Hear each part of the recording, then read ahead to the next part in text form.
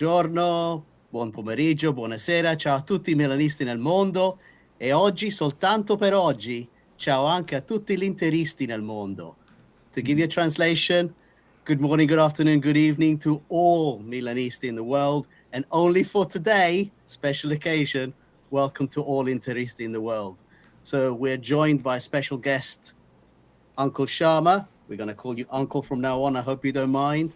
And of course, we have our usual team members, Hasni from the mighty Malaysia, Shane from the mighty Malaga, and our new host also, Nico from Dynamo, Defensive Dynamo podcast, who has joined us. So awesome to have you all with us today. It's been a bloody heavy week in Milan news and Inter news as well, I suppose. But let's hear from our guest. How's your week been, Uncle? Well, thank you first of all for having me on. Nice to meet you all. Yeah, it's been this year we've not had much suffering as Inter fans, but yeah, this week has been finally a bit of heartbreak. Maybe we needed a bit of humbling this season. We've been winning too much. I know on your side of Milan is very cold, minus 16 degrees, I think it is. What is it? Oh,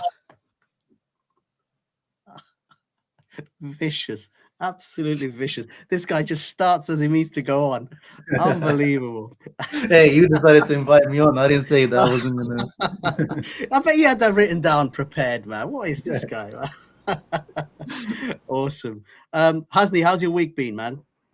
Yeah, it's been good. I think we got a win in the European competition, which, we can't say the same for our distant relatives over there. Oh, it's like the episode's going to be like this. Your DNA repping Europa League. But respect. Yep, it's Europa League, and we got to take the wins where they come because we don't have comparatively we don't have as many. How about you, Shane? Okay. Yeah, Shane. It's been good, man. I'd rather be getting knocked out in this round of the Champions League than qualifying for the next round of the Mickey Mouse Europa League. So. That's there you go. That's about all I need to say. Sharma loves to hear that. And Nico, how's your week been, man? Doing great. We got that big win, and we're hopefully getting another trophy in our showcase, another big trophy. So yeah, not too bad. All right. So we've got a lot of questions for you, Uncle Sharma. I've been a previous subscriber to your channel. I am a subscriber now because you've lost to Atletico. But I should say, first of all, thank you for coming. Honestly, I know you're busy. You've got lots of stuff to do. But the reason we asked you on is because we share a pitch. Yes, we share a pitch, but actually our fortunes are incredibly different this season. And the clubs are being run at completely different philosophies to each other. So we wanted to have a bit of a discussion with you about, where you see Inter going. And there's several, subplots to the whole story in terms of ownership, in terms of acquisitions and so on. So I'm going to start with a nice, easy question. What is it like to be owned by someone who's a genuine fan of the club? Because I have no idea what that feels like at the moment. Well, that's the thing, with Steven Zhang, the Chinese owner. If people are not familiar, they're the owners of Suning, which is a massive corporation. I would say he's become a fan. I doubt that he was a fan of Inter before he bought Inter. His dad bought Inter, and then he was made president. So I don't really know because Moratti was he was a proper Inter fan. When Berlusconi was there with you guys and Moratti for us. I don't think we've really had a fan, president since Moratti really. Even Tohir, the Indonesian guy, he claimed to be an Inter fan back in the day, but I don't really know how much of a real Inter fan he was. So I guess he's a converted Inter fan. So it's nice to see someone that actually cares about the club. But you gotta give Jerry some time. Maybe he needs some time to warm up and convert. Oh God! To be fair, Cardinale was literally a huge fan. Cardinale was always a huge fan, even to the point that he didn't know how many Champions Leagues that we'd won when he bought the club. So that'll tell you all you need to know. Yeah, that's absolutely. You've touched a open wound there, Uncle Sharma. The ownership is a bit of a problem for us. Now, there's an interesting one here. Do you, when you look at your club, I wonder how much time you and your fans spend talking about financials. In our side of the, city, we talk about financials. I would say probably 60 to 70% of the time these days, because it seems to be for some fans, that's where they get their kind of feeling of success from. It's not like you get a trophy for being in profit at the end of the year, but some people behave that way. Your side is a bit different. I mean, I've heard of Oak Tree, but can you explain the situation there, Uncle Sharma, and what your situation going forward is? So I would say the financial thing, first of all, I think is all Serie A teams now. I think it's just you can't escape from the fact that we are the broke league of Europe, and we just, all the fans, we always have to somehow, we've all become financial analysts somehow. Every fan of Roma fans know about what they need to make financial fair play. Even Juve fans now. Juve fans never used to care about that, but Juve fans now care about that. So I think it's not just for you guys, the financial thing. It's become a Serie A thing. But for Inter, yeah, we're in a very, going back to the ownership, I think, because you guys see how well we're doing this year. But if you go back, a couple of years, especially when you guys won the Scudetto, there's been lots of unrest at Inter in terms of the ownership, because since COVID, the ownership has been unstable. The Chinese government stopped foreign investment, especially for luxury goods, and football is a luxury good. So we've got 0 pennies out of Suning directly from China, outside of this loan from Oak Tree, which is the one you mentioned. So Suning loaned around 270 million euros from Oak Tree after COVID, and that's due to be repaid this summer with the interest, which was a crazy percent. I think it was 12%. So altogether, I think the loans now, the total of that loan is like 350 million with the yearly interest added in.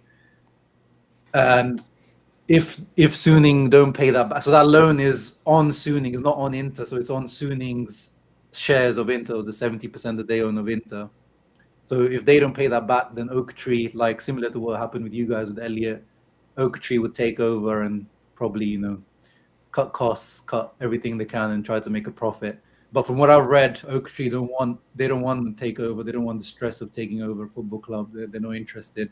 So Steven Zhang is trying to renegotiate this loan. He's trying to extend it. Apparently he's going to even add more percentage of interest on top of it, just to kick the can down the road, I guess, to 2 or 3 years when maybe the stadium gets approved or Inter's finances look better, and then try to sell it for more. So there's still, I know, again, you guys see lots of positivity around Inter right now, but there's still a lot of uncertainty from Inter fans about our ownership, to be honest. Oh, that's interesting to hear, because, I guess from the outside in, it kind of looks like your owner is going, you know what, we've got no money, but let's give Lautaro a 8-10 million euro contract renewal. Actually, that brings me to another question, Uncle Sharma, because I did watch your post-game with Atletico Madrid. Oh, First of all, I got to say, you watched that one. Yeah, you didn't watch the one. Of course I did. This is how it works, man. I'm not an Inter fan, so this is how it works. But the question I have there is, you mentioned something about Lautaro, which I wasn't aware of. Did you say that in Europe he doesn't score, or he hasn't scored, but he does? Obviously, he scores in Serie A. Is that right? I mean, this season he's only had the one. He only had the one goal this season in the Champions League, which was against Real Sociedad at the group stage. And then, in general, I don't have the numbers off the top of my head, but I don't think he's got more than 5 goals probably in total in the Champions League for Inter, throughout his time at Inter. Wow. So is there discussion there that he's not worth, how much is he asking for, 10 million or something? Like the highest paid player in Serie A, no? Yeah, so he wants basically what Osimhen is on now, because I think that's what ruined things. Osimhen signing the new contract in the summer with Napoli, which was 10 million net. which is the highest in Italy. So now, quite rightly, now the way he's performing, he wants to be the highest paid in Serie A. So I see it from his perspective, but then it's just from our perspective, it kind of ruins. You guys know, like, you don't want to ruin that salary cap. If one player's on 10, then everyone else starts asking for more. Yeah, I mean, Jesus, and with the growth decree going, actually, he wasn't was he? No, because he's been around too long, right? Yeah. So I was it kind of leads me to. So that's basically 20 million. Yeah, because no growth decree, so it's straight 50% tax. So Jesus, 20 million gross. Wow, that's intense. Yeah. On that point, I wanted to ask you, Uncle Sharma, is that coming back to what you've mentioned about the finances and all that, from an Inter fan's perspective, how does that discussion actually come in? Because if you're winning, you're essentially riding the high, but where is this overhang in terms of the finances? Is it even there? I mean, does the general Inter fan base actually care about what's going on behind the scenes? Yeah.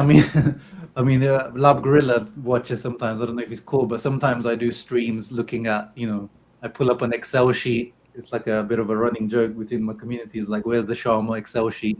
So in the summer, I pull up like an Excel sheet to show like the squad cost versus the salaries, and then the goal is always like, reduce the salaries by 10%, squad cost by 12%. It's like stuff like that. We always hear things like that. So as I said, I think it's becoming a recurring theme for Serie A fans in general, that you just have to become more interested in the finances, because otherwise there's no point. Like, I as much as I would love to make content of like, who we should sign, my dream signings, it's just like, it's kind of pointless, because there's nothing's going to happen. You just need to be realistic of what you can sign, and fans know they need to be realistic and be like looking for hidden gems rather than going for the famous expensive players. So it's just a reality of a Serie A fans, man. I think that's an interesting point of view there, Hasni, isn't it? And all of you guys, that it's a general point about Serie A fans. We're all having to become more interested in the finances. I mean, I hate it. I frankly hate it, but it's being thrown in my face all the time because I watch Italian media a lot, and most of it is about piff. Most of it is about buying the land for 40 million and so on. And you kind of go, oh, this is such... I became a fan of the club because of the success on the pitch. No one can turn around to me, hey, become a fan. You guys are going to get the second star before us. Let's get that out of the way. Let's get that out of the way. Don't twist the knife. Let's say it. You're going to get the second star. Congratulations as well, by the way. Congratulations, seriously. Because, the better team is winning it. So, yeah. At the end of the day, you trounced everyone in Serie A. And I need to ask you a question related to this. When the season started, us as Milan fans, we looked at the transfer window that we had, and we assessed that our squad was probably the most imbalanced squad that we've had in years. But then we assessed the rest of Serie A. You remember, Shane, we had this discussion in Hasni about Napoli changing the manager, Roma, not sure. They might be a bit of a surprise. And we thought Juventus were going to be the big danger team because they've got no European competition. And so they could focus every week on that just one game. Did you guys assess, as Inter fans, at the beginning of the season, that you would have such a dominant season? Could you see that coming? No. I mean, I don't usually like making, because I make content, so I have to make, the Serie A prediction for 23-24. So I had to make that video before the season started. But I don't like making that, because until the transfer window's over, I don't think you can get a full feel. Because in Serie A, because of the money, usually the most of the activity happens like right at the end of the window anyway. But before of that, I think, if I remember correctly, I predicted Inter to finish third or something, because I just was like unhappy with how things were going. But then after the window was closed, when we signed Pavard, and I was like, okay, we've got this depth. We've replaced Skriniar. We've got depth in all places. Then I was like, yeah, Inter can win the Scudetto. But I don't think much of the fan base expected like this dominance. But I think it's a bit of a theme in terms of like Serie A. If you look at it last few years, it's like, you guys, when you won it, Milan, I don't think you guys were favorites at all. Napoli last year, even if you put them as favorites, the way they won it, the way they, cruised to that victory, I don't think anyone expected that. And the same, I think you could say maybe out of all the teams, bookmakers had like Inter were the favorites for bookmakers. So I think out of the last 3 years, maybe this is the first time that the actual favorite actually won the Scudetto. But again, it seems like there's a theme of real overperformance from one team in Serie A last few Scudetto seasons. Yeah, and did you? On that- I mean, this is Hasni. This comes up a lot when we discuss it. Alexis Sanchez as a signing, Arnautovic as a signing, the quality of those signings. I know, like we've been doing it. It's financials, right? We're bringing in cheap players, and our owner talks about Moneyball, a term that I absolutely detest. But what did you think when your owners brought in Alexis Sanchez and Arnautovic? We were linked to Arnautovic too, by the way. Oh yeah, I remember. So what was your assessment of those guys? Because one of the things that Hasni says is you compare Pioli and you compare Simone Inzaghi. All right, let's compare the two coaches. Nico is a coach here, and I'm sure he will agree with the fact that Simone Inzaghi has looked like he has improved in the years he has been at Milan. He's coaching. He used to be a cup specialist. I saw him always as a cup specialist, but now I am seeing really good football from you guys. You know, your players really know what they're doing. They're in good positions. The interplay, the triangles are so impressive to watch, which, you know, hurts me to say that. When we look at Pioli, we see 5-0-5 formations a lot of the time, you know, where he's just throwing everyone forward. How have you assessed the fact that you've managed to bring in players who are not necessarily elite level, but your coach has got the best out of them? You know, and can you give us a bit of a comment on what you've seen from the other side of the city? That's quite a broad question, but I would say, I mean, going to Inzaghi, I think, yeah, we've been on that journey with Inzaghi, because I think, I don't know what you guys think, but, you know, we bottled the Scudetto when you guys won it. It was, again, I think we were the favorites, and I think we, in reality, and a lot of Inter fans still hold that on Inzaghi, that he bottled that Scudetto. So there's still that lingering. There is part of the fan base that hasn't forgiven Inzaghi, because you guys, you know, of course, it's either you or Juve. Like those two Scudetto wins, if one of you guys wins, it hurts Inter fans the most. So you guys winning it in front of ours, and you guys saw Barella crying, Lautaro crying on that final day, which I'm sure you guys are still savoring. The Inter fans haven't forgotten that. But we've been on that journey with Inzaghi, as you said. It's been okay. That first season, all that drama happened. You know, Conte left, Lukaku left, Hakimi left. There was lots of drama going on off the pitch, and he came in and kind of stabilized things. Still won trophies. I know Supercoppa and Coppa Italia are not, you know, big trophies, but he still continued winning in so way. And then every year we've improved in Europe. Okay, this year probably not. But you know, we've brought like respect to Inter in European, like people look at Inter in terms of style of play, the way they play, and all that kind of stuff, which Conte couldn't do. Conte was getting out at group stages every time with us. So we saw that improvement. And yeah, I think we're seeing now, that trajectory that with Inzaghi, we signed a young guy who was, you know, his only experience was Lazio. You know, that's all he did before his, you know, he was a youth coach at Lazio as well. So in his playing career wasn't obviously as stellar as Pippo Inzaghi. So he's always kind of an underdog. So it's been a nice journey with Inzaghi, and yeah, he's definitely maximized this team with a lot of players that, you know, are not star names for sure. But on the other hand, Pioli, like when I look at it from a Inter fans perspective, again, the fact that he won that Scudetto with the team that he had, with like Salami Maker as the starting right winger, and, you know, Kalulu just coming out of like nothing and being a starting centre back when you guys had all those injury issues. Like, to me, that's still like, wow, like how did you do that? That was an amazing achievement to me. That run that you guys went on in the last 8-9 games, and it was just like I would tune in, hate watch, and it was just like, these guys are just not losing. What is going on? Yeah, I try to hate watch Inter. So yeah, it's. I think he's somehow just to finish. I think he's judged a bit harshly, Pioli, with what he's got. But at the same time, I think it's probably time for you guys to move on. Yeah. I mean, a couple of things. First thing is to mention a few comments here. We've got a lot of people. Strasbourg Steve, hi guys. Jezza listening from Leeds. He might be one of your subs. I'm not sure. And hello, No, he's Jezza. a mate of mine. Shout out, Jesse. Cool, excellent. So Andon, hi, realistic Milanista.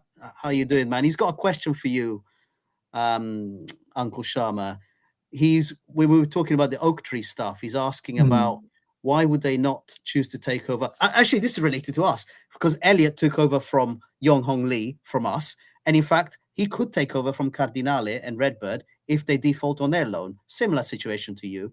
And Elliot would probably take over because he's done it before. But his question is, why would Oak Tree not take over a club that's worth at least $1 billion in Inter Milan, in your opinion? I don't know. I have to ask them. I think they just don't Yeah. want the stress. I mean, I think it's maybe, these financial institutions, they have people looking after their investments, and they probably don't have anyone that's like, a sport person or a football person, so they probably don't want to touch it. And they know that Italian football is like not, peak money-making zone. So I don't know. I have no idea. But that's what we heard. Maybe it's not true. Maybe they don't mind taking over, but that's what I've read in the Italian media, that they're not really keen on, Suning defaulting and then having to take over.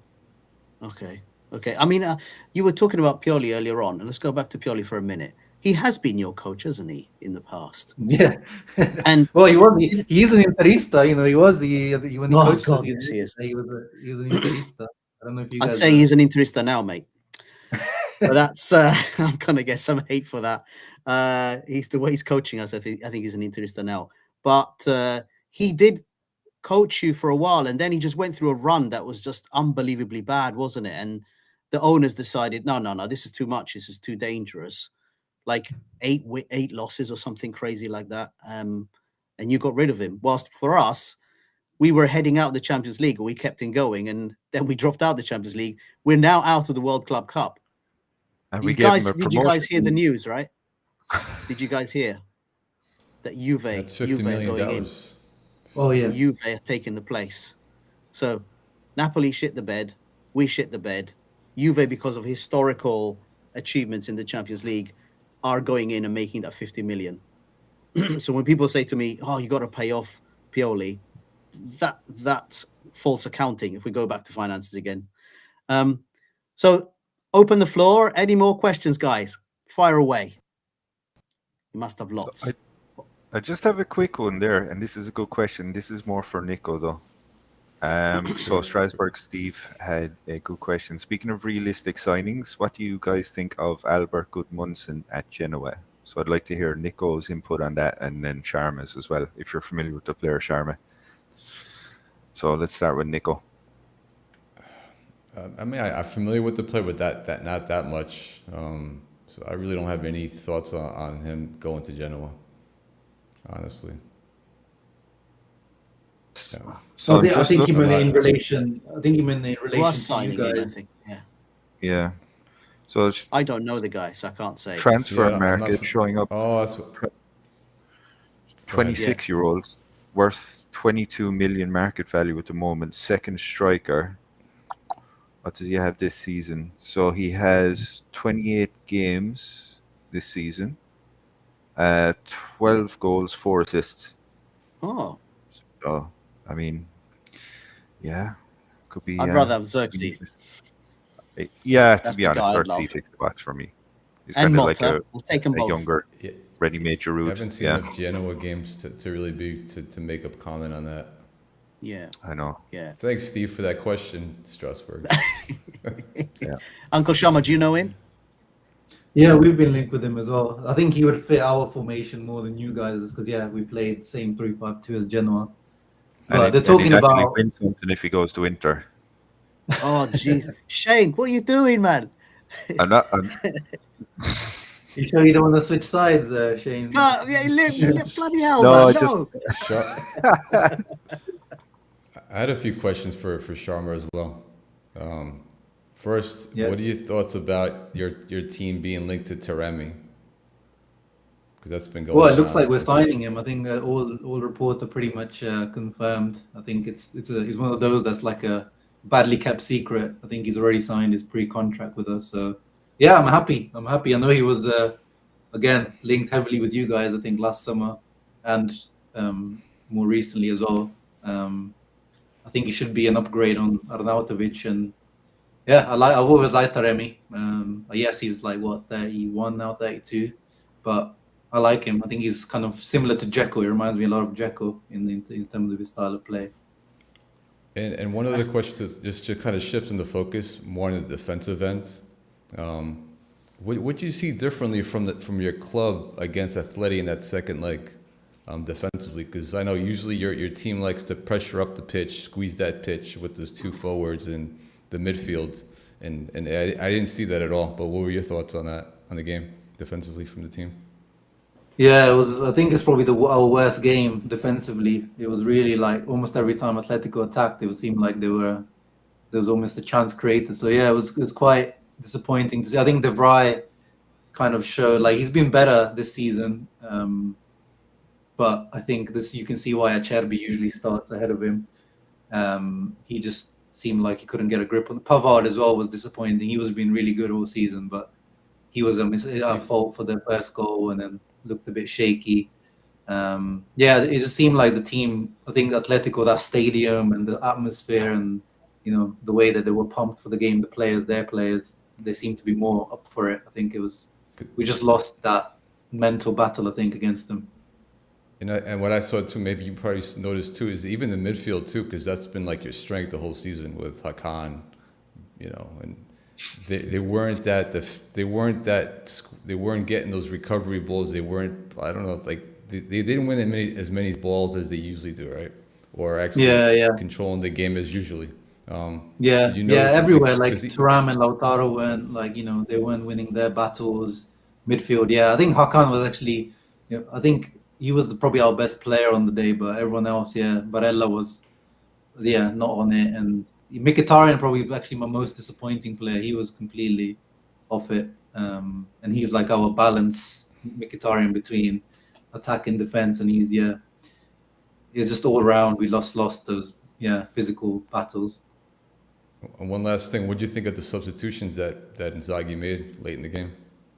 Yeah, I mean, we had who we had because, Arnautovic is out and then Carlos Augusto, the other left wing back, was also out. But I would have brought, we signed the Canadian boy, Buchanan, in the winter. He is kind of, pacey winger that could have, had a bit more threat coming on. And he was coming on, like we saw at like the 90th minute, he was bringing him on.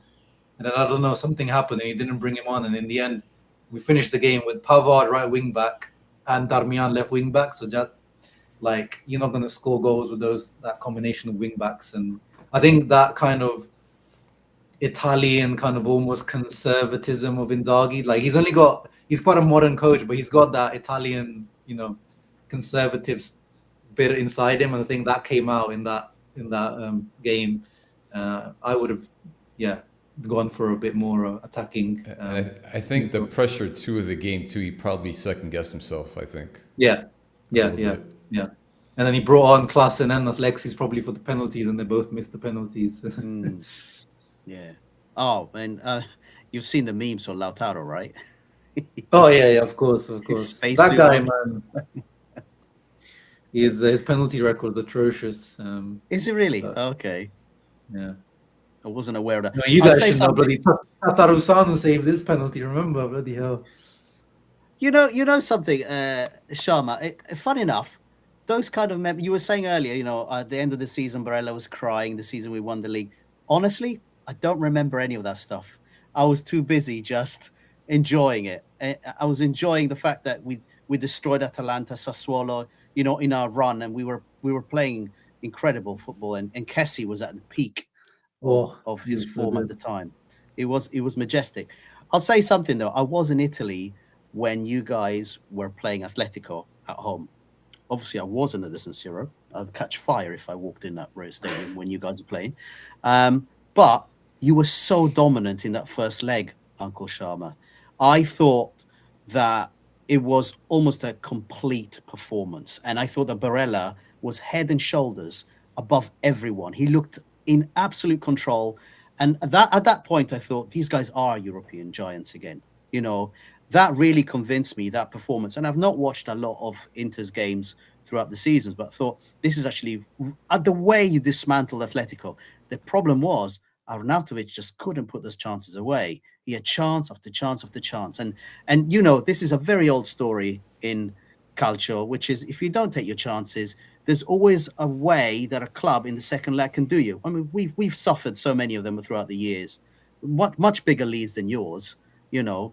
And in the away leg, I also thought you had plenty of chances, but your shots were very weak. You know, Thuram had chances, Barella had chances. They were just not really troubling. And let's be honest, their goalkeeper, Oblak, is a decent keeper.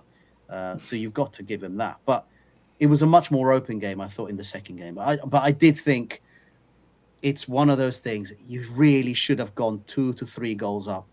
And, you know, in that first leg, I think the thing that maybe you guys are hurting more about is the fact that you scored first in the away leg. So you were 2-0 up. There was a point where you were 2-0 up. And so at that point, you'd be like, hosed. That's it. Done. You know, and probably that's where Inzaghi, you know, when pressured, Nico, we talk about this all the time, Nico, you know, when Pioli's pressured, he starts to put Krunic as centre-back or Musa right back or something. It's not that extreme, but when pressured, kind of the reality comes out, and a coach, unfortunately in your case, maybe made a few dubious calls, but you definitely can see that you belong, you know, in Europe at that level. And that's the thing, as a Milan fan looking towards your side, I genuinely envy that. I envy the fact that we're going to get Taremi. We got Thuram in the summer. You got strikers that are going to make a difference. Whilst we are looking at ourselves and saying, we'd love to have Xerxes, but who do we have to sell to get Xerxes? That's generally what we're looking at. And we're praying that Piff comes in and buys 42% stake in the club. But, you know, really not sure about that. There's a question that someone wants to ask you. I'm going to ask it. I have to. But Realistic Milanista says, would you take Pioli back? Please. As the Primavera coach, yeah. Oh, my God. Attaboy. Good answer. Very good. So, Very good. John, you did mention Piff there, and just in reference to, I guess, the financial outlook for both clubs, pretty important piece of that.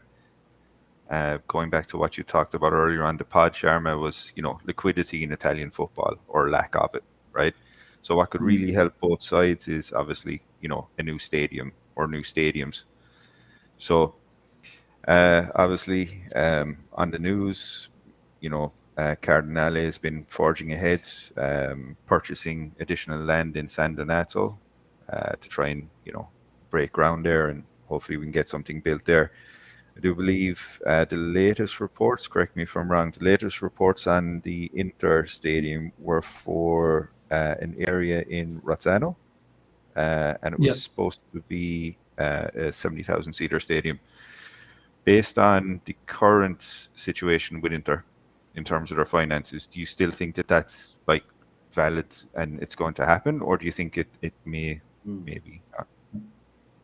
No, I used to live, so I grew up in Italy, and I love the country, but the legislations and the bureaucracy there is just holding the country back. And, you know, the only team that's managed to get a stadium is Juve, you know, and it's been, what was it when they opened it? 2012? It's been like 12 years now.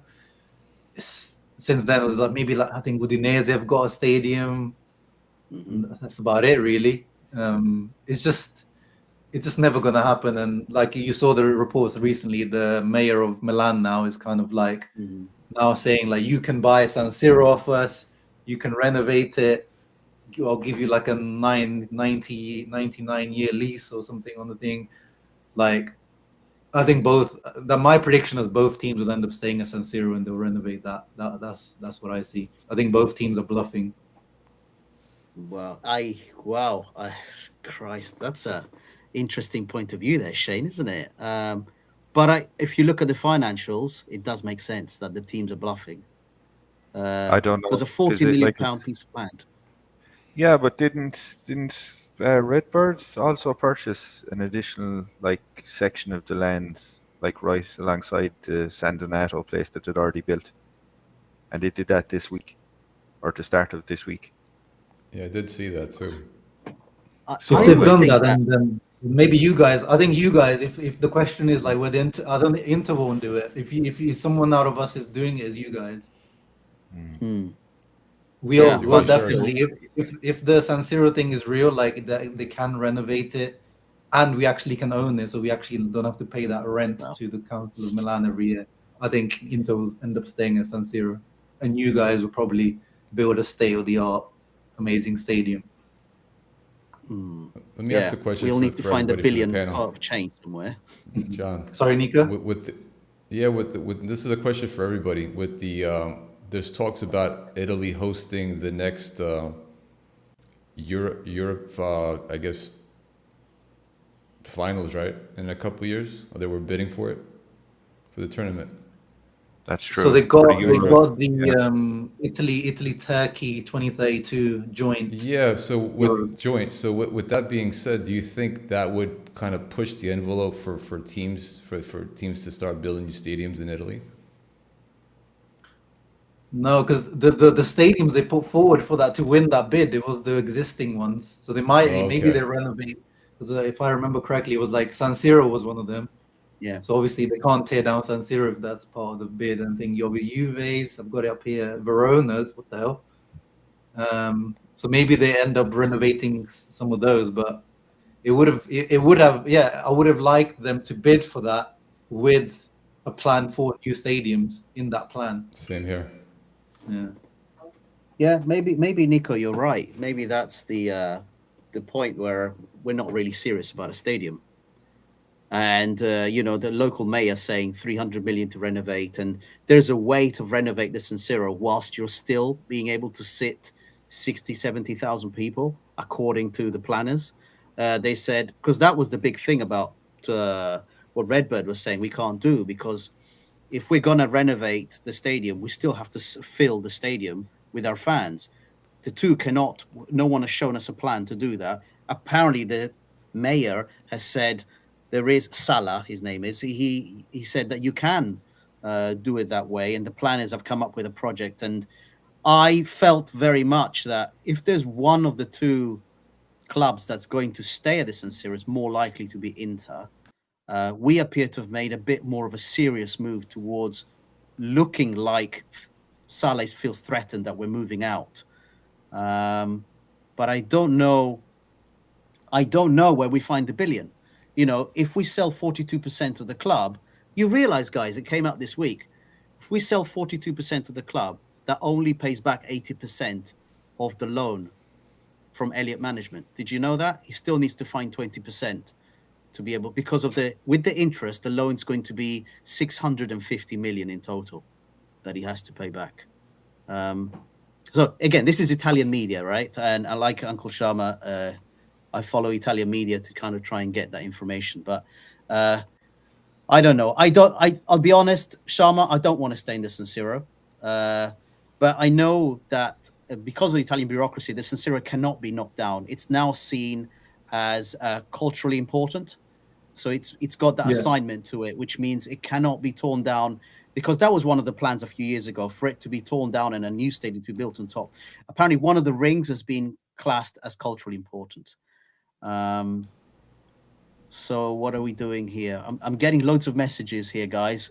Shane, fire away, whatever. So I think it's time to move on, and just to moving on to. So this is going to be Coach Nico's segment, defensive Dynamo segment, and as I'm looking for the GIF,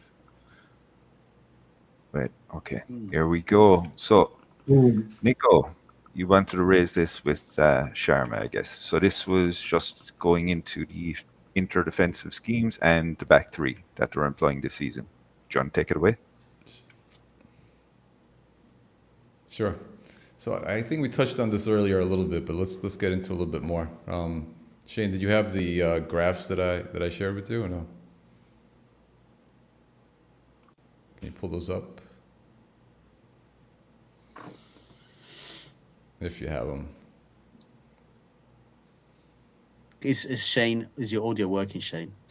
Okay, let's pretend I do, but I don't. All right. Sorry. Okay. Sorry. We use our imagination. So no, just kind of we're just diving into a little bit more, Sharma. Not too technical, but a little bit more technical than before. The fact that we're seeing that 3-5-2 from Inzaghi, right, this whole season, right, with that back three for Serbia usually, and Bastoni and so forth, and that midfield of five, right, with Hakan leading that charge. Going forward, do you see that being your staple defensive scheme going forward? Under Inzaghi, yeah. I mean, as long as Inzaghi stays, he seems like he's never, even at Lazio, it was always his formation 3-5-2. Inter, he's never, even if we're losing, winning, drawing, whatever it is, 3-5-2 until death. Because like even Conte used to, change here and there. If we're chasing a game, you bring on Alexis behind the strikers, like a 3-4-1-2. He's done that sometimes, Inzaghi, but very rarely. So as long as Inzaghi stays, yeah. But I don't know about long term. I think a lot of when you look at like European football, it's kind of the trend. If you look at the teams that win the European competitions, is more the 4-3-3s and 4-2-3-1s usually that are winning the competition. So I'm not really married to it. Do you think your players are able to play that four back, right? Because that takes a little bit different profiles, right, of players. And I've heard some other Interistas say that that back three is generational, but they can't play that back four unless they bring other players in, other center backs the next season, or other full backs, right? Yeah, I mean, I think they could, but I think like Bastoni I would play Bastoni more as a left back. If we went to back four, I don't see him as a back two centre back. He just doesn't give me that solidity and yeah, we'll see probably with Italy at the summer how Spalletti goes about it, because I don't think he's a four defender centre back. And then Pavard, I mean, I know he doesn't like playing there. He can play, he is a right back most of his career, but he doesn't like playing there. Yeah, you probably need, especially like if you want to play a modern football, you probably need some like more athletic centre backs in the middle somewhere. And then we don't have any wingers, so I don't think we could play anything like a 4-3-3 or 4-2-3-1. It would be like a 4-3-1-2 maybe, but again, no one really plays that anymore because number 10 position is kind of dead. Which is kind of sad, right? That's the kind of Very position sad, everybody used to. That's that magical position, right? That maestro on the pitch. Yeah. So kind of pivoting into the center backs. What center backs would you want Inter to sign? Anybody on your list? Honestly, I've not really thought about it because we've been so solid defensively, and like it's it's surprising when you hear like Acerbi being our leader at the back, but he's been amazing since we signed him last year. So I've not really I can't really give you an answer off the top of my head. I mean, I know you guys been linked with him. Buongiorno, like we got to look past Acerbi and De Vrij at some point. Buongiorno from Torino, I do like the look of him. He's opposite of Bastoni, where maybe he's not that good on the ball, but he looks like a proper defender, which is what I appreciate in a centre back. And the other, actually, both Torino centre backs, the Dutch guy, Skoors, I think his name is, Per Skoors. I really like him too, but he had an ACL injury at the beginning of the season, so I don't know how he's going to come back. But yeah, you caught me a bit off guard. I'm not really sure. How about the kid from Bologna, Calafiori? He would be. I think he's too similar to Bastoni. I think that's like he seems to be like almost a carbon copy of Bastoni to me. So I don't see where he would fit in our team. And one last question in terms of this is kind of going back to what do you think of Hakan as your defensive midfielder? Because it's funny. That's another thing. So I've been seeing a lot of Interistas. You're pretty reasonable. So hats off to you. But you would see actually on the X fact that they're claiming he's the best defensive midfielder in Europe and things like that. What are your thoughts on that? I think I never used to like Hakan at Milan or like before. I never used to really like him. So when we signed him, I was like, we'll see. You know, Inzaghi. That's one thing. Inzaghi is like, if Inzaghi is going to convert a guy to like a mezzala, like he did to Luis Alberto, then I was like, okay, I trust you on this free transfer with what Ericsson, you know, Ericsson heart attack, all that stuff happened. So I was like, okay, this signing makes a lot of sense, but I don't really like him. And he did well the first season, but I still didn't really like him in that mezzala role because he's got this kind of hero ball tendencies that I don't like. But then defensive mid, since Brozovic was out, and then I was like, wow, like this might be his actual position. And now I really like him. He's one of my favorite players in the team. And I don't go as far as some Inter fans I think go too far in saying like he's the best DM in Europe and all that. But I think he's the best midfielder in the Serie A for sure this year. I would agree with that, 100%. Yeah. Nico, if it's okay with you, I just want to Yes. ask a question. Sure, go ahead. Uncle Sharma, about and I talked about this greater context, yeah? So for us, Milanisti, we're very proud of our youth, our Primavera. But you guys can probably say the same about your Primavera as well. I looking at the rankings, you've done well, and I don't know if you can even consider this a double in that sense. But how does that funnel actually look like in terms of your Primavera and for your first team? Is that funnel clear? Because for us, we have our own challenges in terms of getting good players. Can we get the minutes into the first team? And, knowing Pioli, he probably doesn't like young guys, if I can put it that way. Well, I think I always that one thing confuses me about Milan fans because I'm always confused. Your team is like already so young, and it's like you guys want more. It's like, guys, we barely get like one guy in like 5 years, and you guys, your project is a lot, more youthful than ours. Our pathway, there is nothing. Like Di Marco now has made it, but he had to go through so many loans and trials and tribulations to get where he is. But before that, like, listen to this, guys. Before Di Marco, Balotelli is the last guy that we can say made it from the Inter youth team to the first team that far back. Christ. Regularly, obviously, I'm talking. Obviously, there's been like debuts here and there.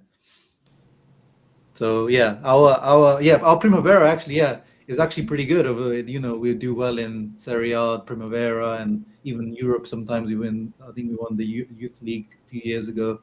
But yeah, we need that B team like what you've have done. We need that next gen type team. Okay. But are there any players that you think, I don't know if you watched any of the Milan youth matches, or maybe you've heard of some of the names. Are there any that you think from Milan that you think I've impressed from Interisti's opinion? I mean, that Kamada guy, he looks good. He looks real good. It was funny because the other day I saw Inter being linked with him. I was like, Marotta, if you do this one, we're gonna build a statue for you. Yeah, Kamada, he looks real good. And then Chaka Traore, he looks interesting. He looks quite nice. But yeah, I don't really follow Primavera football in general that much, so I can't really answer that one. Sorry. Okay, good. Yeah, I don't have anything up. Shane, Nico, John? No, I was going to say Chaka Traore is up for sale, isn't he? he's already been loaned out. And I wouldn't be surprised if we sell Simics as well. That's my thoughts on it. Yeah. So I thought that was a really interesting point there, Uncle Sharma, that you said our squad is so youthful. We have a completely different philosophy between our squads and how they're assembled. We are very much kind of always thinking these guys will grow into something, whilst you guys are like Taremi and players that are ready mid-20s, late 20s, early 30s to win things right now. Yeah. If you were to ask me, what I'd like is a blend of the two approaches. That would be my ideal, so that you've got backups that are exciting. So the thing, I don't know, do you guys, okay, you're out of Europe now, right? Do your fans feel like, oh, what's the point of watching anymore? We're so far ahead in Serie A. Are people thinking, that's it, our season's done? Or for me specifically, I'll tell you now, Sharma, I'm very much, Europa League is there. I'll watch the Roma game because it's an interesting game, and I think the Rossi's going to bring us a different problem to what we had before. But in Serie A, there's such a massive gap between us and falling out of Champions League places, that I'm really finding it, hard to get that excited about it. How Interisti, because you are, as you've said, minus plus 16.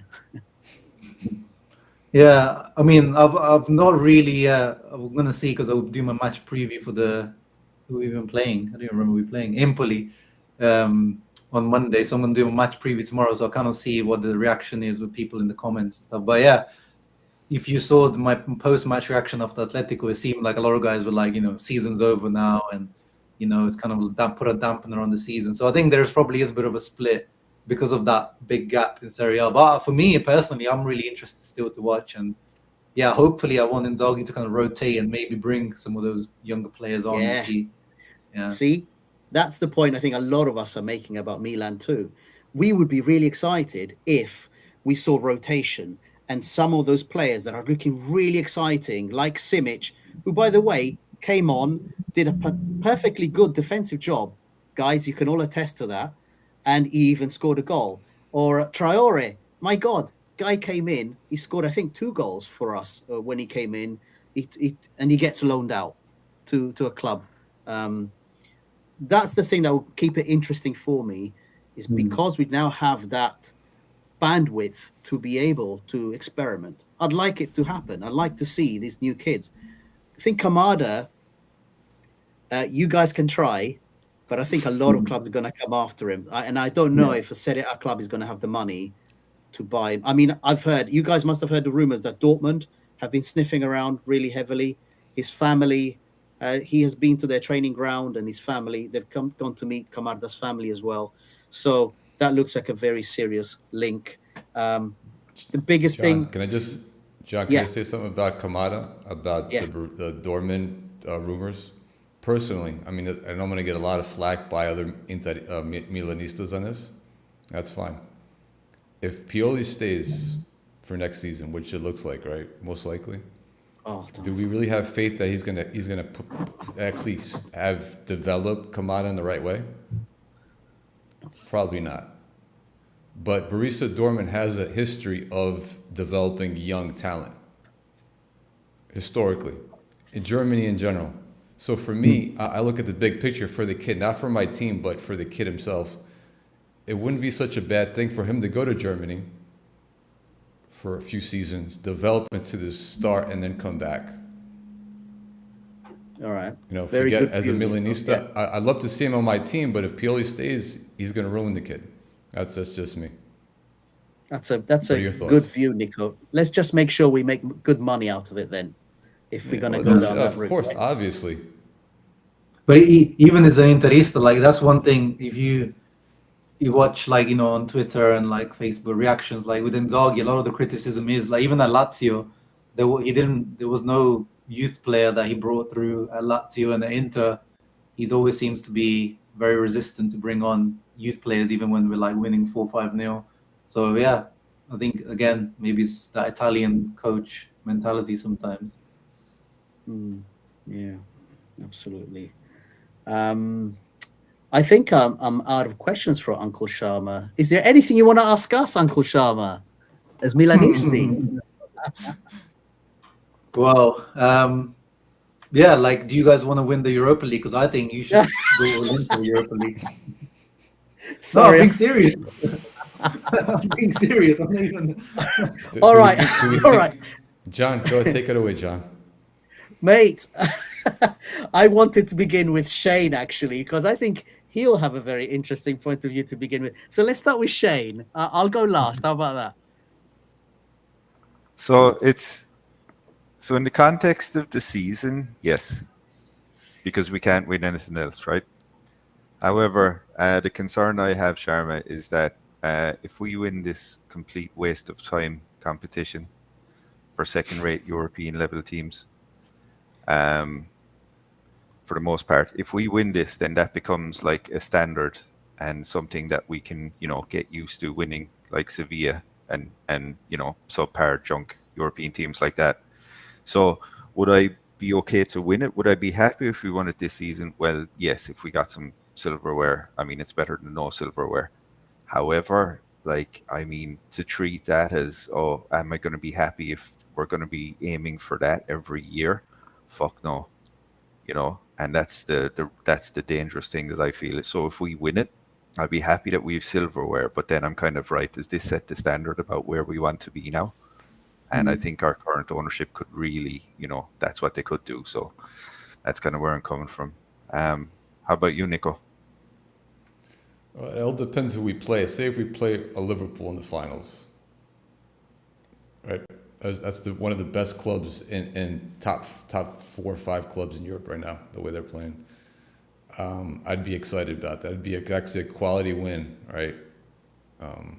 However, you make a good point too. That might set the standard for our management and some fans.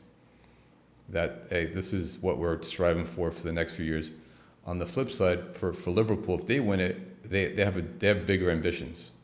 So I think for clubs like that, they're gonna want to go back in the Champions League and try to win a trophy there again, right? But so it's like a two-plated sword. I want to see my team succeed and go against Liverpool. Obviously, that's my dream matchup for the finals. But do I think do we have the potential of getting there in the first place? Probably not, because we're so consistent. You know, we have 1-2 games where we played great and everybody praises Pioli. Then we go back to the norm again. So that's where I'm at right now. My take on it is that I think this is a symbol of our regression, really, because if we had been from the Bent era, straight out of the Bent era, then going to the Europa League and playing it all the way to the end, that would have been a good platform in terms of what we could do last season. But as everyone knows, we were in the semi-final last season. So why is it that we have to be happy with where we are at? Everyone has said it, which is correct. We're in it, we have to win it. Yeah. So, but then, this can't be our status quo, because we've got to have bigger ambitions than that. And as Nico and also Shane mentioned, if we do really want to treat this as the real standard, then I think this club is slowly sliding away into what would have been Banter's. Okay, John, what's your wrap up for the Europa League feeling? Well, so I'll give you something, right? Sharma, like you, I live in the UK, right? And this is a symbol of how unimportant the Europa League is seen here. If you do not have subscription to, I think it might be like a service from Amazon Prime to be able to watch Europa League football, you get to see no highlights unless an English team is involved. So I can go on YouTube and watch free highlights of the Liverpool game, the Brighton loss to Roma, the West Ham game, and so on. Try and look for a Milan match. You will not find it, my friend. And that is kind of indictment of how unimportant this is seen on a global scale. So I go and look for it. Most highlights are some idiots on a PlayStation that are playing AC Milan against Slavia Prague and putting it on there as the highlights. So frankly, personally, I find the competition unimportant. However, I am a Milan fan at the end of the day, and I want Milan to win. It is not the norm. It should never remain the norm for us to be in the Europa League. Maldini, on his very explosive interview after he left, told the public in the Gazzetta and the Repubblica that his objectives for the season were getting the Champions League, potentially finish in the Europa League spots, and win at least one round in the Europa League. That was the minimum season objectives. No Milan club should ever have objectives like that. But those were the minimum financial objectives that the club has. I don't want us to run like that season in, season out. So I completely echo what everyone else here is saying. But on top of all of that is the fact that it's not even considered important enough to get highlights for Milan against Slavia Prague. I only got to see 1 minute 30 from the Milan channel, and it just came out today. You know, you want Champions League football, all the game highlights are available for free. Yeah, that's where we belong. That's where I want us to be. So do I want Milan to win it? Yes, I want us to win it. Do I want Liverpool? I actually want Liverpool. I want to play against Liverpool. I don't, you know, people are like, oh, don't do that. We'll get destroyed 10-0 or something like that. At the end of the day, we want our clubs to have exciting games. You guys had a really exciting couple of games against Atletico Madrid. You know, Cardinale said last season, our biggest ticket receipt was our home game against Spurs. Was like an enormous revenue maker. Well, hello, you have to be in the Champions League to have matches like that. You don't get them anywhere else. So Liverpool is the game I want. Liverpool is the club that I want us to go up against. And so what? If Pioli's shown up as an absolute incompetent individual who has set up a Premier League light squad with a bunch of Chelsea rejects, at least you can hear my anger. But so be it. He's going to get shown up. But I'm a fan because I want my club tested and I want my club to succeed against the best. That's why I became a fan of Milan. So there's my answer to it, Sharma. In case you're, you know, you can tell there's a lot of frustration with us being in the Europa League, because like, you know, you win a Europa League. What's the next thing we should go for? A Conference League? Just because we don't have one? No, we want to be in the Champions League. We want to be where you are. John, I had a question for Sharma as well. This is for all of us too. We have a derby coming up with Inter coming up right in April. Yeah. I mean, that's the game. I guess we kind of touched on this earlier about, you know, are we interested in any more games in Serie A with Inter being up so many points and so forth, even with us. But I think that game will tell a lot, because if Inter wins that game, I think they win the Scudetto officially. Potentially we could potentially. So that's a huge deal. Besides the derby itself and the historical portion of it, of the, you know, playing against each other, but also celebrating the Scudetto in San Siro. And even the performance, what kind of performance our team will have against Inter. Are we going to show up? Because the last two derbies, for me personally, didn't feel like a derby on my end. We came out with no fire, no desire. It felt like a friendly game, like a preseason match, which is sad to say on a derby. You expect both teams to come out fired up. You expect some fighting, some skirmishes on the pitch. There was none of that. Yeah. So, no, it's. I'm expecting to win that game, and it's your home as well, isn't it? I think so. That would be the cherry on the top of our season if we win the Scudetto in the derby with you guys at home. And I think I don't know the us, maths around it. And I think for us, if Pioli loses that match, like 5-1 again, I think that's, for me, I think Pioli needs to go at that point. If you're going to lose that matchup that way, then for me, Pioli needs to just, matter of fact, just walk off the pitch. If I can ask, Sharma, just a question. Inter were in the Europa League finals not too long ago, yeah? Yeah. So how was that actually? I mean, how's the feeling? I know everyone here knows, and I guess a lot of the Milan fans are happy that you guys didn't win it. But how did it actually feel, that journey towards the final? Well, you guys must have been in the same situation as us.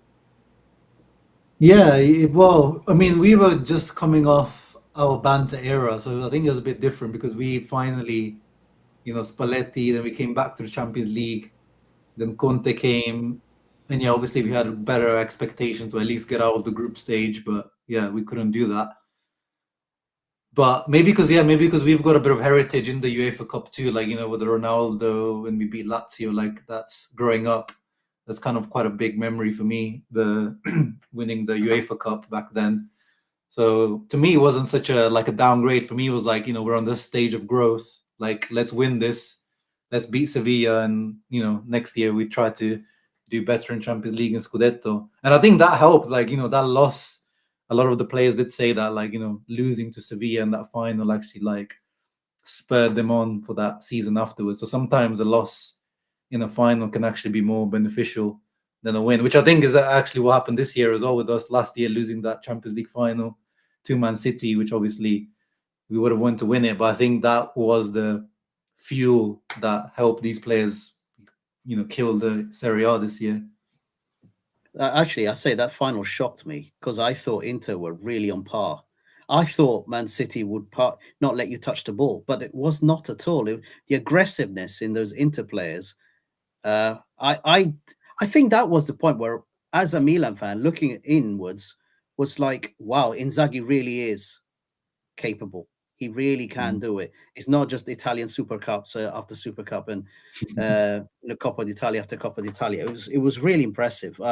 And that's when I thought, man, if these guys give Man City this trouble, they're gonna be expecting this level every year, which I guess is why this season feels a bit deflated. But you tell me if I'm wrong, Uncle Sharma. You didn't win your group, right? Your Champions League group. No, yeah, we came, but yeah, we were at the same point as Sociedad, but we, I think we lost on goal difference. So who did Sociedad go up against in the next round? PSG. Oh Christ! Okay, so well, we know PSG. Kind of like that. You don't know.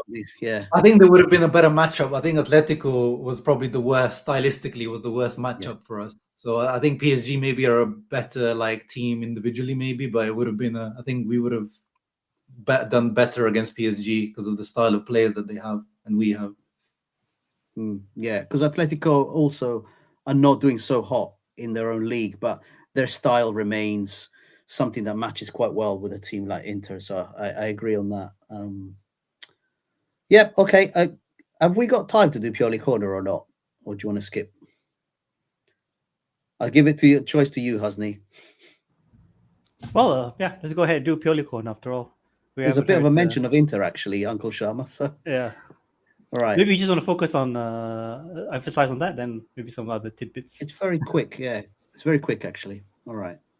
Have we got the graphic? Oh, yes, we've got the graphic. What the? This is our Pioli Corner. So, Uncle Sharma, this corner came out of the fact that Italian media a lot of the time doesn't translate everything to English, and English speakers only get 2 to 3 minutes, and we miss out on a lot of really exciting stuff. So I go into the Italian media channels and find the stuff. So I pulled out the most interesting quotes. Okay, so post Slavia Prague, Mr. Pioli, this week you had a dinner with Ibrahimovic and Forlani. Did you speak at all about your future? Pioli says, it was a meal that I appreciated very much. They gave me a gift for achieving 100 wins with Milan. Hasn't he? He doesn't say what the gift is. This is more of a moment to concentrate on what we're doing, not to talk about the future. Okay. Then they went into the studio, and on the studio is a really famous player you might know, Uncle Sharma, Beppe Bergomi. He said, I never have understood this Slavia team and where they belong in our list of opponents. This is because in both games they lost players. When they were equal in numbers to us, they appeared to give us trouble. Where would you place them in Serie A, Mr. Pioli? And Pioli says, Beppe, I am curious about this also, but obviously I prefer that it went like this. But with 11 players, yes, their team moved a lot. They pushed their fullbacks high. He named a player called Borijo as an outside right that was often between the lines. He was moving around the pitch and it affected some of our positions. Today, we wanted to play Leao more up top with the fact that their central defender moves quite high. So with the partnership of Musa and Theo, we tried to balance the left side with the way their fullback played. I think that with equal numbers, this could have been a very equal match. It's hard to say where they would be in Serie A, but this season, they've only lost one game.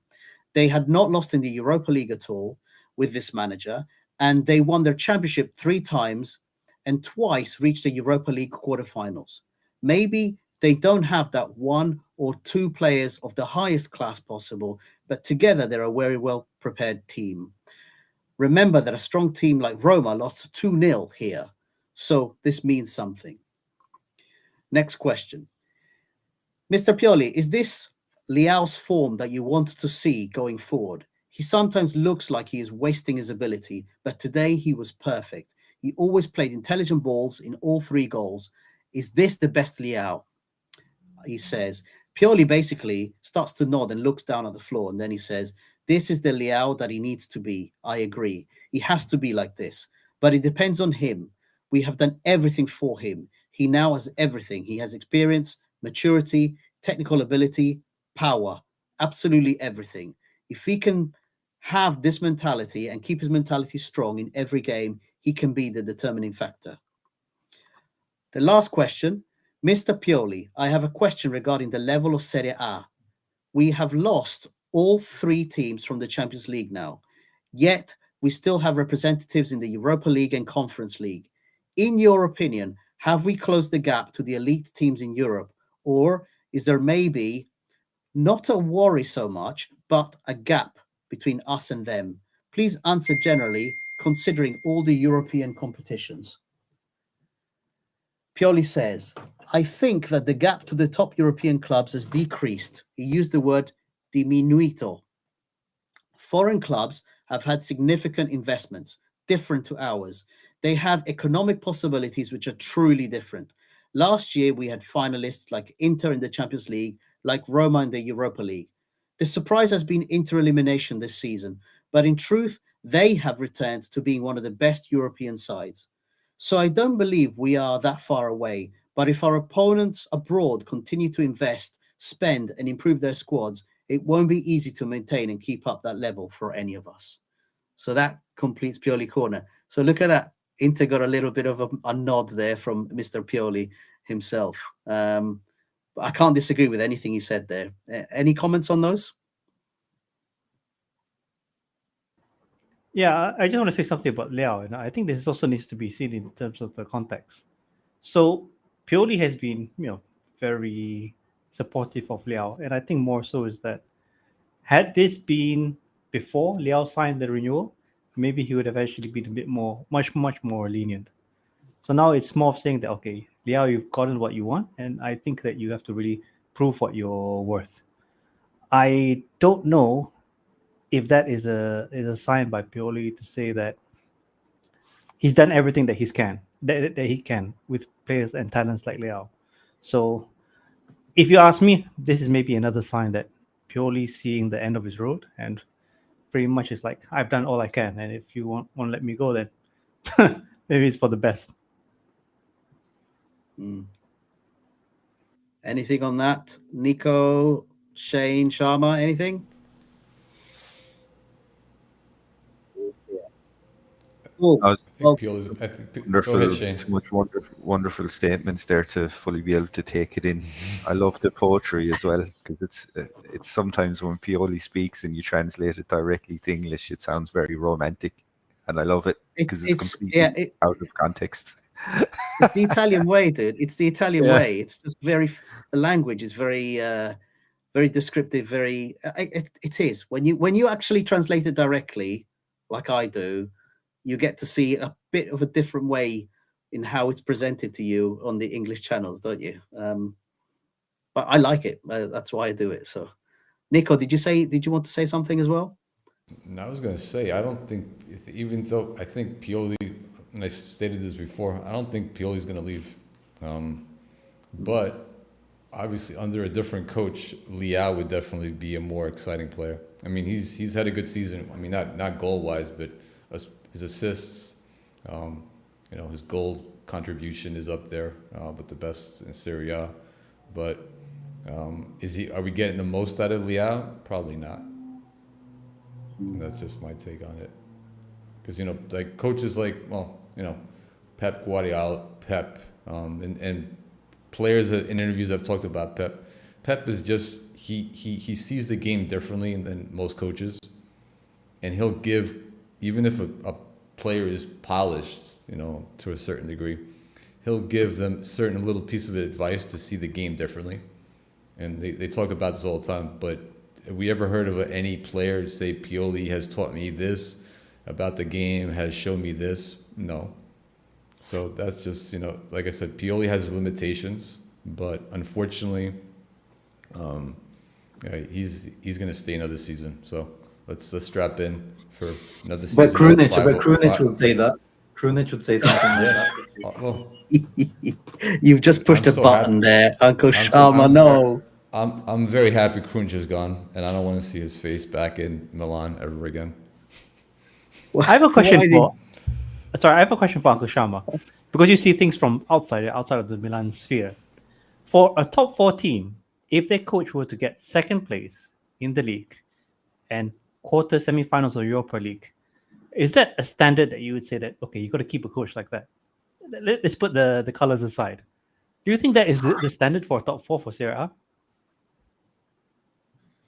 Wow. It's a difficult one. It's a difficult one because the thing is, because I think you guys winning that Scudetto was like ahead of schedule, so it's kind of brought those expectations up, I think, quicker. And then now you're like 2 years after that Scudetto, so I think your expectation should be higher. I think you're right to criticize him because yes, maybe he overachieved, but then now you're there, so you should remain there. So I agree. No, I think you guys are spot on. Because the reason I ask is that if I was to let's put this on a label another team, had it been a Lazio, had it been Roma, if they're second place and they're in the quarters or semi-finals of the Europa League, that team will probably be seen as they're getting something and they should be something to be proud of. But I mean, I De guess Rossi's already getting so many plaudits, and if he finishes, in the top 4 or 5 now, that Italy get that extra spot, he's going to be. That's already much better than Mourinho ever did in his 2.5 years at Roma, apart from the Conference League trophy. So yeah, I think it's different it's different for Inter and Milan. Like it's different expectations. Yeah, but this is that the thought had crossed my mind is that I know I've been critical, and a lot of people on this chat has also been a bit critical of Pioli. But sometimes I do try to imagine myself trying to see it from the fans of other team. Yeah, had their coach been able to take their team to the top 4 and to that would have been a success for them. But yeah, it comes back to the fact that for the traditional big 3 teams of the league, the standard. That is the standard. You just can't get away from that. No. Yeah, like what Inzaghi was doing at Lazio, that was amazing for Lazio. They were happy challenge. There was that COVID season. They almost, they were challenging for the Scudetto at one point, and then they fell off. But that was already amazing. But yeah, when you're at Inter and Milan, the expectation is just is different. And I think the fact that you guys last year was just, it was funny to banter you guys, but that title defense was embarrassing. So I don't even know how he survived through last year. I still don't know how he's still here as your coach, to be honest. No, I don't know either. I don't know. I think it was just short-sighted thinking. Money right now. It all came down to finances again. It always coming down to finances. I think they just said 9 million a year. He's got a contract till 2025. We don't want to spend that money because we're tightening the purse strings as tight as possible. We keep him going. Hopefully he sorts himself out and gets us through to the next round of the Champions League. As it turns out, we've fallen out of everything. And it's a false economy because you needed to. And you wouldn't have, if Juve didn't get kicked out, you wouldn't even made Champions League last year. Correct. Exactly. I think that we would have gone. So it's all kind of conspiring. The joke we have is that he's like Houdini. He just keeps, every time he's threatened, he pulls out a massive result and survives. So, guys, what are we doing? Are we finishing, or are we doing? We just have with Coach Nico the defensive dynamo. So we'll take this as the last segment of the show today. Okay. So, boom. I hope this is coming up. Defensive dynamo. That's our segment for close off the spot. So, right. Nico, are you able to? We're having technical. Let me see if I could pull up the information here. Give me a second here, because Shane. So, is it just my audio that's gone? No, I think Nico, your audio is okay. I had shared some graphs with Shane, but I guess his browser's frozen. Let me see if I can find these graphs here. So just a quick little overview of our set pieces. Just wanted something to discuss about. I'll get more in depth next time. But over the last, I think, 2-3 seasons now, we've had issues with set pieces defensively, right? Corner kicks, free kicks. We're giving up a lot of goals in open play. Well, even open play and set pieces, especially set pieces. So the one thing that Pioli has done, we're actually, there's two ways to defend these set pieces, either zone defense, playing zonal marking, or what Pioli likes to do is man marking. However, teams can exploit that pretty easily, and we've seen that time and time again, where we're seeing players open in the back post, players not marking, they're losing their markings because teams are overloading one side. So, for example, for man marking,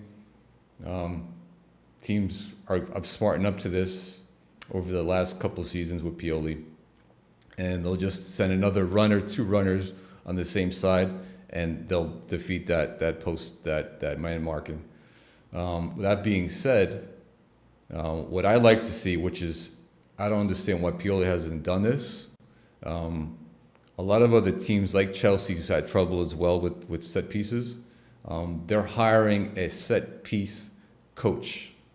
So there's specialists out there, just like there's specialists for throwing coaches, what Liverpool had a couple of seasons ago. That kind of set the standard for special coaches. And there are coaches out there that specialize in set pieces, right? But for whatever reason, I have no idea, maybe it's just that old Italian ideology or his ego. Why hasn't our coach, or Pioli, hired a specialist to help with these set pieces? That's what I want to know. And that's for everybody out there, for the chat, and even for the panel as well. I mean, in the last game, Nico, we saw a perfect example of it, right? We were 1-0 up, and in the Serie A game I'm talking about here. And was it Destro? Was it Destro that literally... Yeah, ball came in from a corner. All of our players ran to one side of the goal, and Destro was free on the back post, and he headed it straight at Magnan, thank God. But I thought, what kind of defensive system is this? So you're saying what this is man marking, where they basically flood it in the near post. They're flatting. This is what Pioli does consistent. This is what his philosophy is, and it's out there. And it just leaves. I mean, when you look at goals conceded from set pieces, it's insane. It's insane. It's a high amount, and it's a continuing trend. It's not just this season as well. And we've talked about this before in previous podcasts. Another thing is, and you've probably seen this too, Uncle Sharma, watching maybe the couple of Milan games you watched, is there's a defensive breakdowns, and it's just communication. And we talked about this, John, Husney, and Shane. The lack of communication with the defenders and the keeper is non-existent, right, with us. And that falls on Mike and on the center back pairings. The center backs need to take control. Somebody needs to take charge, open up their mouth, and talk to your team. And that happens time and time again. Because if Destro was a more clinical finisher, that would have been a goal. And that would have changed the complexion of the game. It was really just, I think you said it, Husney. You sent a text and said, thank God Destro's, a crap striker these days, because... I use the S word, yes. Well, use the S word, yeah. Slightly more polite. We could say it on here. But I want to ask Uncle Sharma that when Inzaghi came to Inter, and I've always been curious about this, is that when you take on a new coach, in most of the cases for high profile or these stellar coaches, or great coaches, you could say, they also come with a backroom staff. In the case of Pioli, I don't think he came with an entire backroom staff with him. How about for Inter's case? Was that the deal with Inzaghi? Did he just come individually, or he had a whole team that came behind him to really... I know that Conte was doing something similar, but in terms of really bringing his own flavor to the team, in terms of how they are coached. Did that happen? Yeah, I'm pretty sure, because Conte's whole team, Conte has his entourage as well, which was like Pintus, he went off to Real Madrid, the physical trainer. So yeah, it was like I think started from scratch really, Inzaghi. So yeah, I don't remember like names off the back of my head of who they are, but I know he's got his own team. They brought from Lazio. Okay, I think that's a big difference to what Pioli did because everyone knows that Pioli did actually come in as an interim manager of sorts after Yeah, Gianpaolo that's left. probably why, because he was interim, whereas Inzaghi was supposed to be signing a new contract with Lazio, and then Marotta gave him the call. So we But made him. Pioli's physical trainer is the guy that's been with him for 10 years. He's the guy that keeps injuring all our players early season. Sorry, but we have a ridiculous number of injuries early season, every single season. Something wrong. Yeah. And he keeps, like, they gave him an ultimatum. You get rid of him and everyone else in the back room. And he was like, no, I'm going to stand with them. So we've actually still got the same people in place. So you dread to think what happens next season at the early start of next season again, because it's a trend that we've now had in several seasons. And by around October, November time, most of our, we've got like 10 players out with muscle strains. So that needs to change. Absolutely. Okay, are we done, guys? Yes. If I can just close it, I'd like to extend special appreciation and thanks to Uncle Sharma for joining us. Always welcome. Yeah, once you are with the pod, you always be welcome back. And we also like to hear in terms of how well Inter may not be doing. I guess if you're going to win it, we don't want to talk to you again. But if you happen to be going through a bad season or a bad spell, please let us know. We'd love to have you on. Yeah, you'll hear from me for sure, Uncle Sharma, when that happens. No, thank you for the invite. I appreciate you guys, and I'll make sure to share this with any Milanisti subscribers of my channel so they can find out about you guys. Thanks, I appreciate it so much. And That was a blast. thanks, of course, to our other hosts, Shane, Nico, John, and me, all the way from the other side of the world. And sorry, I didn't mention it earlier, Ramadan Kareem to all those who are fasting and celebrating the Holy Month. And Forza Milan, hope to pick up another 3 points tomorrow against Verona. Forza Milan! Forza Inter! All right. Forza Milan. All right.